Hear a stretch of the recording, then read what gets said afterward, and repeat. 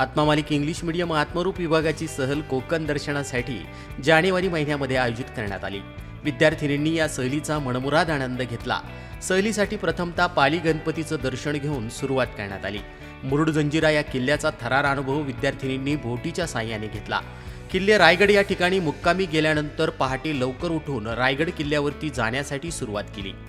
किल्ल्यावर जाताना फक्त छत्रपती शिवाजी महाराज की जय म्हणत विद्यार्थिनींनी गड चढला।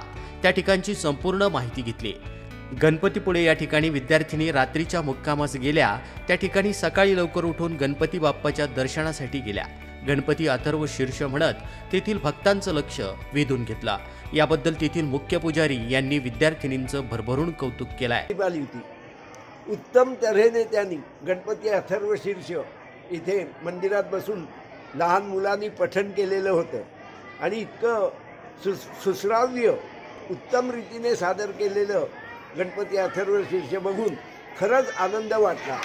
त्यांच्या उत्तम प्रकारे संस्कार त्यांना मिळालेले असून अशीच या शाळेची भरभराट होऊन उत्तम प्रकारे विद्यार्थी घडावेत ही श्रींची इच्छा, या श्रींजवळ प्रार्थना। मंगलमूर्ती मोरे।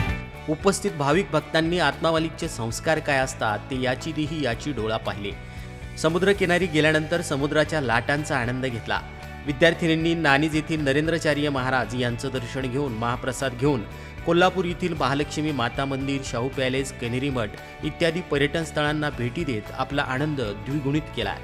शेवटचा मुक्काम आपला आत्मा मालिकचं नेरले आश्रम या ठिकाणी करून सकाळी लवकर उठून जेजुरी, प्रतिबालाजी, मोरगावचा गणपती या सर्व पर्यटन स्थळांना भेटी दिल्या आणि विद्यार्थिनी अगदी आनंदात वसतिगृहात पोहोचल्या।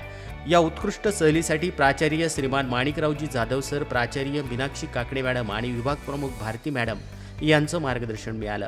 या सहलीसाठी ज्ञानेश्वर पर्वत सर, वाजे नारायण सर या शिक्षकांनी व इतर शिक्षकांनी परिश्रम घेतलेत। सहलीच्या उत्तम अशा नियोजनाबद्दल संस्थेचे अध्यक्ष माननीय श्रीमान नंदकुमारजी सूर्यवंशी साहेब यांनी सर्व सहभागी विद्यार्थिनींचं खूप खूप अभिनंदन केलं आहे।